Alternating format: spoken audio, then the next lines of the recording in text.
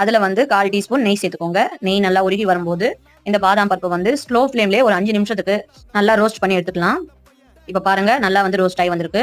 இப்போ இதை வேற ஒரு தட்டுக்கு மாத்திட்டு அதே பேன்லயே நம்ம வந்து 1/4 டீஸ்பூன் நெய் போட்டுட்டு இப்போ இந்த முந்திரி பருப்பும் வந்து நம்ம வந்து ரோஸ்ட் பண்ணி எடுத்துக்கலாம். கலர் சேஞ்ச் ஆகாம வந்து ரோஸ்ட் பண்ணி எடுத்துக்கோங்க. அடுத்தது வால்நட்டை வந்து நம்ம வந்து ரோஸ்ட் பண்ணி எடுத்துக்கலாம்.